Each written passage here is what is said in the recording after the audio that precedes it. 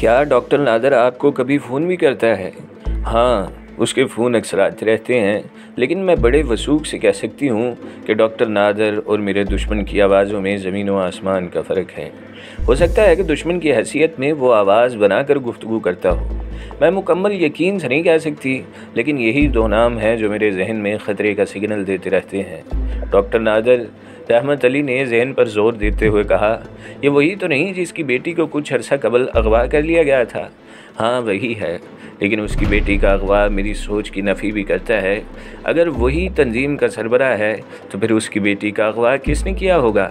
क्या ये मुमकिन नहीं कि वो अगवा दिखावे के लिए महज एक ड्रामा हो? रहमत अली ने जवाब पेश किया। इस तरह उसकी पोजीशन कानून की निगाहों में और मुस्तहकम बन गई होगी और उसे शुबे से बालातर समझा जाता होगा। तुमने क्या सोचा है? मैडम ने सवाल किया। तुम्हें तंजीम के सामने घुटने टेकने पर किस तरह मजबूर किया जाएगा? मेरी बीवी और बच्चे मेरी कमज़ोरी हैं, उनकी हिफाजत की खातिर मैं कुछ भी कर सकता हूँ। रहमत अली ने हाथ मलते हुए कहा, अभी मुझे मोहलत दी गई है और इस मोहलत का एक एक लम्हा मेरे लिए बहुत कीमती है। क्या कई महाजों पर तुम्हारा एक साथ जंग करना मुमकिन होगा? इंसान जब जान हथेली पर रख ले तो हर नामुमकिन बात मुमकिन हो जाती है। बहरहाल मैं और मेरे ख़ास साथी तुमसे अलहदा नहीं हैं। एक अहम बात और। अचानक रहमत अली ने चौंकते हुए कहा, क्या आपने कभी किसी दराज का दुरपिस्तकद आदमी की जोड़ी किसी महफिल में देखी है? एक ऐसी ख़ास जोड़ी जिसे देखकर इंसान उन्हें भूल न सकता हो। जिस ज़माने में अकरम मेरी फर्म में था, उन दिनों उसी ने एक डिनर पार्टी में एक ऐसी जोड़ी से मेरा तारुफ़ करवाया था जिसमें एक आदमी खासा दराज का था और उसका साथी मज़का ख़ेज़ हद तक पिस्तकद वाक़ हुआ था। पिस्तकद आदमी शायद गूंगा ही था, इसलिए कि वो इशारों की ज़ुबान में बात कर रहा था। क्या आपको उन दोनों के नाम याद हैं? कोई पता वगैरह? नहीं, हमारी मुलाकात सरसरी हुई थी, लेकिन मैं बड़े यकीन से कह सकती हूँ कि मैंने उस जोड़ी को दोबारा किसी पार्टी या महफिल में कभी नहीं देखा। क्या जिस पार्टी में अकरम ने आपसे उनकी मुलाकात कराई थी उसमें डॉक्टर नादर और सेठ जवाहिर वाला भी मौजूद थे? मेरी यादाश्त अगर गलत नहीं तो कम से कम सेठ जवाहिर वाला इस पार्टी में ज़रूर शामिल थे। डॉक्टर नादर के बारे में कोई बात यकीन से नहीं कह सकती, लेकिन तुम इस वक्त उस जोड़ी के बारे में ख़ास तौर पर क्यों दरियाफ्त कर रहे हो? मुझे इन्हीं दोनों ने अगवा किया था। नीम गरूदगी के आलम में भी उन्हें देखकर मुझे ताज्जुब ही हुआ था। बड़ी मज़का ख़ेज़ जोड़ी थी। हो सकता है कि जमशेद उन दोनों से भी वाकिफ़ हो। मैं उसी से इब्तदा करूँगा, लेकिन आज के बाद हम दोनों को बहुत फूंक फूंक कर कदम उठाना होगा और ऐसी शय की जिस्म पर मौजूदगी की हालत में जिसमें डबल सिस्टम माइक का शुबा हो, एक दूसरे से गुफ्तगू करते वक्त बहुत मोहतात रहना होगा। मुमकिन है ऐसे ही कुछ हालात हमारी ख्वाबगाहों और गाड़ियों में भी मौजूद हों। सरदार खान की असलियत वाज़े हो जाने के बाद हर बात मुमकिन नज़र आ रही है। मेरा जहन इस वक्त अपने अमले के बारे में गौर कर रहा है। मैडम बोली, जमशेद के अलावा दूसरा मुश्तबा आदमी कौन हो सकता है? कोई भी हो सकता है, रहमत अली ने कहा। फिर मैडम से जमशेद की रिहाइशगाह के बारे में दरियाफ्त करने लगा। रात के तकरीबन 12 का अमल था जब रहमत अली ने अपनी गाड़ी नॉर्थ नाज़माबाद के वीरान इलाके में रोकी। फिर वो उतर कर पैदल ही जमशेद के फ्लैट की तरफ चल पड़ा। उसे मंजिल तक पहुंचने में बमुश्किल 15 मिनट लगे। अपने मतलूबा फ्लैट पर पहुंचकर उसने अंदर की सुनगुन ली, लेकिन शायद उसके मकीन सो चुके थे। उसने दरवाजे पर दस्तक देने के लिए ख़ास हाथ उठाया, लेकिन फ़ौरन ही इस ख्याल से अपना इरादा तर्क कर दिया कि अंदर से सवाल जवाब की सूरत में वो मुश्किलात से भी दो चार हो सकता है। फिर वो टहलता हुआ लॉबी में आ गया, जहाँ से एक कदम दीवार पर हाथ जमाने के बाद वो बासानी अपने मतलूबा फ्लैट की बालकोनी में पहुँच गया। बालकोनी का दरवाज़ा अंदर से बंद था, इसलिए उसे ज़्यादा तगदो नहीं करनी पड़ी। वो 2 कमरों पर मुश्तमिल फ्लैट था जिसमें ज़ीरो पावर का एक बल्ब रोशन था और जमशेद कमरे में एक मुसहरी पर महवे ख्वाब था। अपने मिशन पर अमल करने से पहले उसने दूसरे कमरे में भी झांक लेना मुनासिब समझा, लेकिन वो खाली था और वहाँ रखा हुआ फर्नीचर बता रहा था कि उसे बतौर ड्रेसिंग रूम इस्तेमाल किया जाता है, जिसका दूसरा दरवाज़ा भी बाहर की जानिब खुलता था। दूसरे कमरे के साथ ही एक 3 फीट चौड़ी राहदरी थी जिसमें किचन और बाथरूम वगैरह थे। रहमत अली ने अच्छी तरह इस बात का जायज़ा लिया कि फ़्लैट में उसके मतलूबा शख्स के सिवा कोई और तो नहीं। फिर वो दबे कदमों चलता पहले कमरे में आ गया। सबसे पहले जेब से एक रेशमी डोरी निकाली, फिर अपना ऑटोमेटिक रिवॉल्वर निकाल कर जमशेद की मुसहरी के सिरहाने रख दिया। उसे मालूम था कि तंजीम के अफराद ख़तरे की बू सूंघते ही जहरीला कैप्सूल चबा लेते हैं। जमशेद के मर जाने की सूरत में वो इसकी ज़ुबान नहीं खुलवा सकता था। चुनाचा वो इस ज़ाविये को नाप तोल कर देख रहा था जहाँ से वो अपने शिकार पर झपटे और उसके हाथ पुश्त पर कस के बांध दे। जमशेद इस वक्त दाहिनी करवट लेटा हुआ था। इससे रहमत ने बाएं जानिब से एक्शन को ज़्यादा मुनासिब समझा। दूसरे ही लम्हे उसने पोजीशन तब्दील की। फिर पल भर में वो इस तरह जमशेद पर सवार था कि उसकी एक टांग उसकी कमर पर भी और दूसरा घुटना उसकी गर्दन पर जमा हुआ था कि जमशेद को गालबन सांस लेने में भी मुश्किल पेश आ रही थी।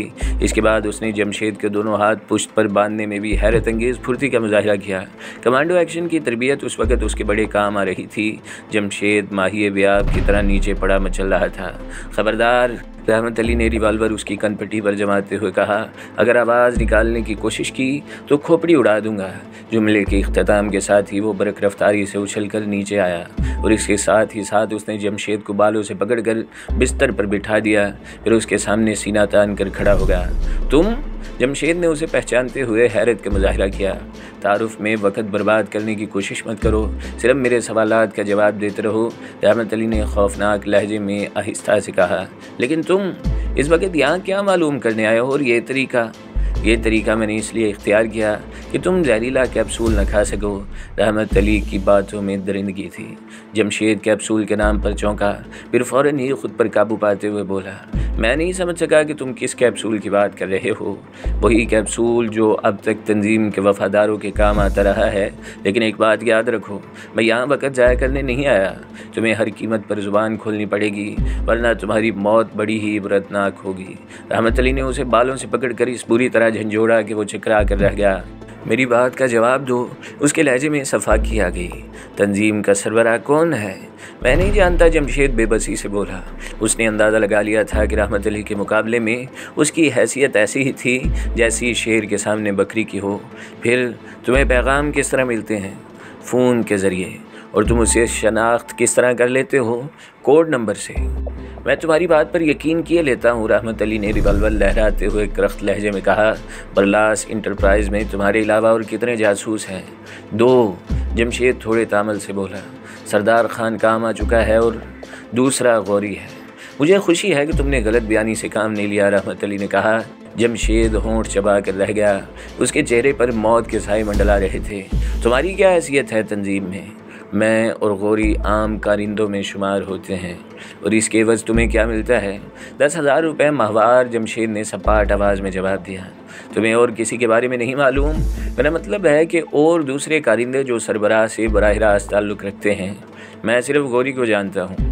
बकते हो? रहमत अली ने एक भरपूर हाथ उसके चेहरे पर इतनी ज़ोर से मारा कि उसके होंठों से खून की एक लकीर फूट पड़ी। गलत बयानी से काम लोगे तो इसी तरह तड़पा कर और सिसका कर मारूंगा। जिंदा रहना चाहते हो तो मेरे सवालों का जवाब दो। दराज कदर उसके पिस्ता का साथी का नाम क्या है? रहमत अली ने रिवॉल्वर पर अपनी गिरफ्त मजबूत करते हुए कहा, बेहतर है कि तुम मुझे मार ही डालो, वरना दूसरी सूरत में अगर इन्हें मालूम होगा कि मैं तुम्हारी निगाहों में आ चुका हूँ तो वो मुझे खारिश ज़दा जैसे कुत्तों ही की मौत मारेंगे। जमशेद ने बेबसी से कहा, उनके यहाँ माफ़ी की कोई गुंजाइश नहीं होती। मैं ज़ुबान बंद रखने का वादा करता हूँ, बशर्त यह कि तुम्हारी ज़ुबान भी मेरे सिलसिले में बंद ही रहे। दराज कद वाले का नाम वाजिद है और पिस्ता कद गूंगे को वो चीना के नाम से मुखातिब करते हैं। जमशेद ने पुश्त पर हाथ मलते हुए मुर्दा लहजे में जवाब दिया, हमें वाजिद के ज़रिए पैगामात मौसूल होते हैं। मुमकिन है वो सरबराह को जानता हो, मैं यकीन से नहीं कह सकता। वाजिद और चीना का एड्रेस, वो दोनों एक साथ ही रहते हैं, जमशेद ने आहिस्ता से कहा। फिर उनका पता बताने लगा। तुम्हारे और गौरी के ज़िम्मे क्या काम है? हर वो काम जिसकी हिदायत ऊपर से मिले। सेठ जवाहिर वाला के बारे में तुम्हारा क्या ख्याल है? रहमत अली ने मायने खेज़ लहजे में दरियाफ्त किया, क्या वो सरबराह नहीं हो सकता? उसने मुझे मुलाजमत दिलवाने में सिफारिश ज़रूर की थी, लेकिन इसके सिवा मुझे इसके बारे में सिर्फ इतना मालूम है कि वो बड़ी बड़ी रकमें बड़ी बड़ी पार्टियों को एक मखसूस मुनाफे के एवज़ देता रहता है। इस बात की क्या ज़मानत है कि वो मेरे सिलसिले में तुम्हारी ज़ुबान बंद रहेगी? मेरे पास इसके अलावा कोई चारा नहीं है, जमशेद बेबसी से बोला। अगर उन्हें मेरी तुम्हारी मुलाकात का इल्म हो गया तो वो मुझे माफ़ नहीं करेंगे। इसके लिए मुझे और गौरी दोनों को तुमसे बतौर ख़ास दूर रहने की ताकीद की गई है। डॉक्टर नादर का नाम सुना है कभी? रहमत अली ने चुपते हुए अंदाज में सवाल किया। नहीं, जमशेद ने तेज़ी से जवाब दिया। बरलास इंटरप्राइज में तुम्हारी और गौरी की ज़रूरत क्यों पेश आ गई थी? मेरा मतलब है कि तुम्हारे ज़िम्मे तंजीम ने क्या काम सौंपा है? हमें वाजिद को बरलास कंपनी के एक्सपोर्ट के बारे में मालूमात फराहम करनी पड़ती है और ख़ास लोगों का नाम बताना पड़ता है जो मैडम से मुलाकात के लिए आते रहते हैं। और कोई अहम बात, कोई ऐसा सुराग हो जो मुझे सरबराह तक पहुंचने में काम आ सके। मुझे नहीं मालूम, क्या तुम्हारी शादी हो चुकी है? नहीं। यहाँ तन्हा रहने का कोई मकसद? मेरे वालिदैन और भाई गुजरात में रहाइश पजीर हैं। क्या सेठ जवाहिर वाला पर तंजीम का सरबराह होने का शुबा किया जा सकता है? हो सकता है तुम्हारा शुबा दुरुस्त हो, लेकिन खुदा की कसम मुझे नहीं मालूम, जमशेद रो देने वाले अंदाज में बोला। गौरी पर किस हद तक भरोसा किया जा सकता है? मैं तुम्हें इसका मशवरा नहीं दूंगा, जमशेद ने तेज़ी से कहा। वह वाजिद का ख़ास आदमी है। वेरी गुड, फिर तो वो मेरे लिए तुमसे ज़्यादा कारामद साबित हो सकता है, रहमत अली ने कहा। अब मुझे तुम्हारे ज़िंदा रहने पर कोई एतराज़ नहीं है। ये तुम बेहतर समझ सकते हो। मुझे जो कुछ मालूम था तुम्हें बता चुका हूँ। जवाब में रहमत अली कुछ कहना चाहता था कि उसने जमशेद की निगाहों में एक मखसूस चमक देखी। उसकी निगाहें रहमत अली की पुश्त पर कोई चीज़ देख कर चमकी थी, लेकिन इससे पहले कि रहमत अली पलट कर हालात का जायज़ा ले सकता, किसी ने राइफ़ल की नाल उसकी पुश्त से लगाते हुए खौफनाक लहजे में हुक्म दिया, खबरदार, अगर तुमने ज़रा सी भी हरकत की तो तुम्हारा जिस्म छलनी कर दिया जाएगा। ज़िंदगी चाहते हो तो रिवॉल्वर फेंक दो। रहमत अली ने हुक्म की तामील में देर नहीं की। फिर उसने पलट कर देखा तो उसके सामने 3 नकाब पोश राइफ़ल और रिवॉल्वर दाने खड़े थे। एक वो जिसने रहमत अली को मुखातिब किया था और 2 बालकनी में मौजूद थे। रहमत अली की शरियानों में दौड़ने वाले खून की हरकत तेज़ होने लगी। जमशेद की निगाहें उम्मीद व बहम की कैफियत से दो चार थी। उसे यकीन सा हो गया कि तंजीम के सरबराह ने बर वक्त उसकी मदद की है। कुछ ऐसी ही ख्यालात रहमत अली के जहन में भी चकरा कर रह गए, लेकिन वो नकाब पोशों से खाइफ नहीं था, बल्कि उनकी किसी गफलत से फ़ायदा उठाने के बारे में गौर कर रहा था। लेकिन तीनों ही बहुत मोहताज थे। तो तुमने आखिरकार अपनी ज़ुबान खोल ही दी, क्यों? राइफ़ल वाले नकाब पोश ने जमशेद को मुखातिब किया। उसका लहजा ख़तरनाक था। नहीं, जमशेद ने संभाला लेने की खातिर झूठ बोला। अभी हमारे दरमियान गुफ्तगू मुकम्मल नहीं हुई थी। बकवास करते हो, राइफ़ल वाला सफाक लहजे में गुर्राया। हम तुम्हारे दरमियान होने वाली गुफ्तगू का एक एक लफ्ज़ सुन चुके हैं। जमशेद ने कोई जवाब नहीं दिया। क्या तुम्हें तंजीम के ख़िलाफ़ ज़ुबान खोलने की सदा मालूम नहीं थी? जमशेद हकलाते हुए बोला। ठीक है, मरने के लिए तैयार हो जाओ। नहीं, मुझे मत मारो, जमशेद गिड़गिड़ाने लगा। मैंने तंजीम की बहुत खिदमत की है। दूसरी शक्ल में हमें तुम्हारे दुश्मन को ख़त्म करना पड़ेगा, इसलिए कि ये तुम्हारे बारे में बहुत कुछ जान चुका है, राइफ़ल वाले ने सर्द आवाज़ में कहा। फिर रहमत अली को घूरते हुए बोला, तुम्हारा क्या फ़ैसला है? मैं मौत से नहीं डरता, लेकिन असले के बल पर किसी को ज़ेर कर लेना कोई मर्दानगी नहीं है, रहमत अली ने दबंग आवाज़ में जवाब दिया। तुम चाहो तो मुझे बड़े शौक़ से गोली मार सकते हो। नहीं, अफसोस है कि हम ऐसा नहीं कर सकते। क्यों? बॉस का ऑर्डर है कि तुम्हें ज़िंदा रखा जाए। हमें जल्दी करनी चाहिए। बालकनी में खड़े हुए नकाब पोश ने राइफ़ल वाले से कहा। तफरीह फिर किसी वक्त हो सकती है।